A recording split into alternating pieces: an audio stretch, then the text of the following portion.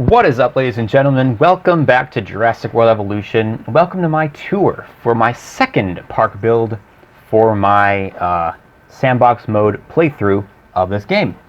This is my park for Isla Muerta.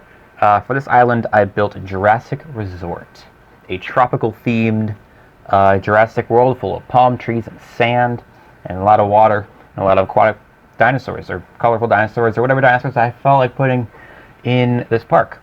Basically, mostly aquatic ones though. So let's get started. So for the opening of this park, I wanted to do something really unique. Maybe I should play this. Something really unique. So I wanted to make this kind of winding path down the cliff, so you can kind of see. You have these kind of flat areas where you can kind of see the park. Overlook the park as you kind of descend into it. I think it's a cool little area. I have a monorail just for people who don't want to walk all the way there. But if you want to take a nice little stroll, you can totally do that. This part kind of grew on me. It did look kind of weird at first, and to be fair, it does still look really weird. But I think having the park look somewhat artificial anyway is something that kind of works for this theme. So I kept it. Also, I decided it would look a lot better if you could have maybe a stream running down the hill, or have, straight vertical walls here separating these sections. But this works too. This works too. And then I wanted to have an exhibit just right off the bat, so I used Nigrosaurus because for the last park, Jurassic World Jr. on Isla Tacano, I wanted to use all three of the herbivore pack dinosaurs. I only used two in the end, because I didn't think the Nigrosaurus fit very well. So I just used it right away here as kind of a showpiece, like an introductory dinosaur. Kind of a small exhibit right off the bat, to kind of get you into the park. And then other than that, I also have this a carnivore exhibit as another showpiece. I used the baryonyx here. I wanted to use all three of the kind of big aquatic carnivores. I didn't use the Spinoraptor because I don't think it really fits this park very well. Don't worry, I'll be using it plenty later parks, but yeah, I wanted to use all three of the big aquatic carnivores, and Baryonyx is my least favorite, so it goes in the least interesting spot. I do think this exhibit's pretty interesting looking though. I kind of like what I did with it. I kind of have a little island here and a little path leading out to it, so you're kind of surrounded by the Baryonyx exhibit when you walk out here. Pretty cool. Here's the Main Street area. Nothing really too special here. I wanted to put the Innovation Center with the path kind of winding around the back where you can overlook the park. I think it kind of turned out really well. So if you head down this way, we have kind of a hiking trail through the jungle here. And if you look into this exhibit, you see our Deinonychus exhibit. I wanted to use a small carnivore somewhere in the park, and I decided on Deinonychus because it kind of just reminds me of a tadpole. Tadpole aquatic, it works. I think it works better than any other small carnivore would have for this park. And the colorful skins and everything, it just makes it a really good match. So I used Deinonychus, and that's kind of a thing on the side you can look at while you walk down to this area, which is our little garden.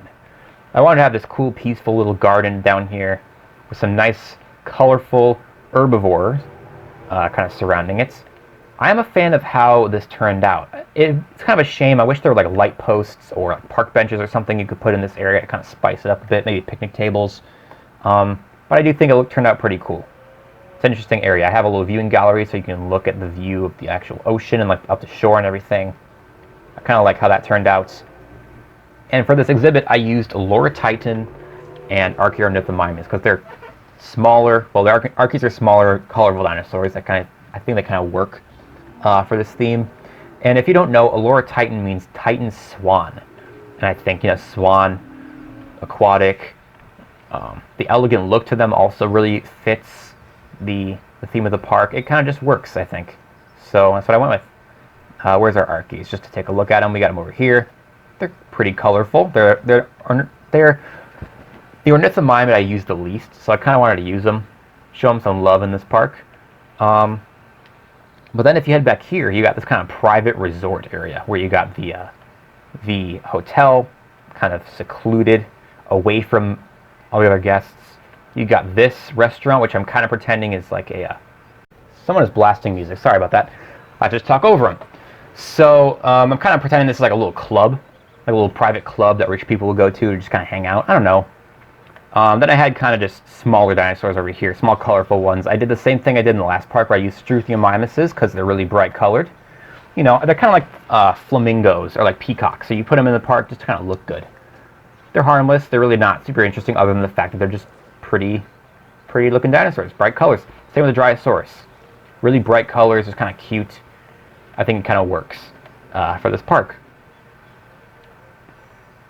That is so loud. I hear it through my floor.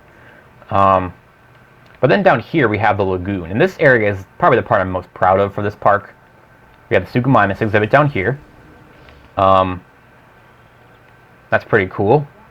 But then over here is the part I was really excited about. So this is a gyrosphere exhibit where it's kind of a bunch of little interconnected islands. It just doesn't look as cool as it probably could if we actually had like real bridges in the game.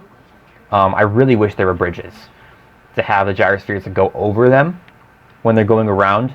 But I used kind of stone to mark where the bridges would be, and it still looks pretty good, I think. So I'm kind of happy with how it turned out. Here I wanted to use a sauropod, but I used Brachiosaurus in the last park, and I'm going to in the next park. So I decided to use the Diplo. It's pretty cool. And also I wanted to use a Stegosaurid because we didn't have any in the park yet, so I used Chunkingosaurus because it's the most colorful, and it's probably the cutest as well. Look at that face. So that's the lower area of the park. I really like how this lagoon area looks. It's very secluded from the rest of the park. And I kind of like that. It's like a big tide pool, you know, with some islands in it. And so I kind of built on that. Then if we move all the way up here to the upper side of the park, oh Jesus, I didn't mean to do that. The upper side of the park, we will see this area. I'm not as huge of a fan of this. I feel like it was kind of rushed a little bit because I was trying to get done in one episode, but I kind of like how it turned out. You get kind of overlook here. I tried doing some design work here. Just a little bit of practice, a tiny little bit of practice. Got a cool view there. Oh my god, that music is so fucking loud. Then we have this cool little path here. Kind of double path with little areas connecting them with the palm trees in the middle. I like how this looks leading over here to these Spinosaurus exhibits. These Spino Bros, as I'm calling them. Look at them go. They're fun. Of course I had to include Spinosaurus in this park. It's like the aquatic dinosaur, so it only makes sense, people. Then on this side I also have some herbivores. I never really looked at the skin. I don't really like that one that much, actually. It's alright. I wanted to use some herbivores. I wanted to use an Ankylosaurian because I never really used any in this park up until the very end, so I used the Eopocephalus because I don't use them very often. I wanted to show them some love as well. And then I also have some ceratopsids in here if I can actually find them. Here we go. Sinoceratops and Styracosaurus. And that Styracosaurus skin is amazing. Look at that. That's got to be one of the coolest skins in the game. It really does. Oh, look at him. He's so cool. So yeah, I kind of represented every single like group of dinosaurs in this park, I think. And the upper area, it's pretty cool. I have a little lookout tower up here as well, just to kind of get a view of the park. I think it looks pretty cool. And that's pretty much the entire park right there. So this was one where I kind of went out of the way to do a little bit extra design work, just kind of test some things out. I'm getting better at design work. I'm going to try to get better and better and better as I go along. So hopefully by the end of the whole series of all 10 park builds, I'll be like a pro at this.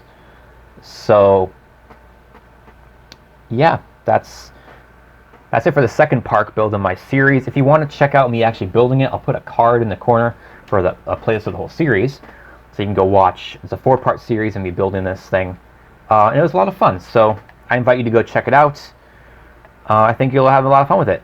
But then as for the future, my next park build is going to be a movie dinosaur themed park build. So I'm going to use every movie dinosaur from the original trilogy, Jurassic World 1 and 2, and Battle of Big Rock, all in one big huge park on Isla Tacano It's going to be a lot of fun. We have compies now. We have pterosaurs now, so that's going to be added to the park, of course. It's really lucky for me that that update's coming out, because it's just going to add a lot to the park. I have some extra dinosaurs that I wouldn't have been able to put in otherwise. So hope you guys are looking forward to that. If you are, make sure you tune in next week when I start that series, or 2 weeks from now when I start that series. But other than that, that's all I got for you guys in this episode. Hope you're all having a fantastic day. If you enjoyed it, make sure you leave a like on the video, leave a comment, subscribe, hit the bell so you don't miss any future episodes of Jurassic World Evolution. But that's all I got for you guys today. Hope you're all having a fantastic day, and I'll see you guys in the next episode. Peace!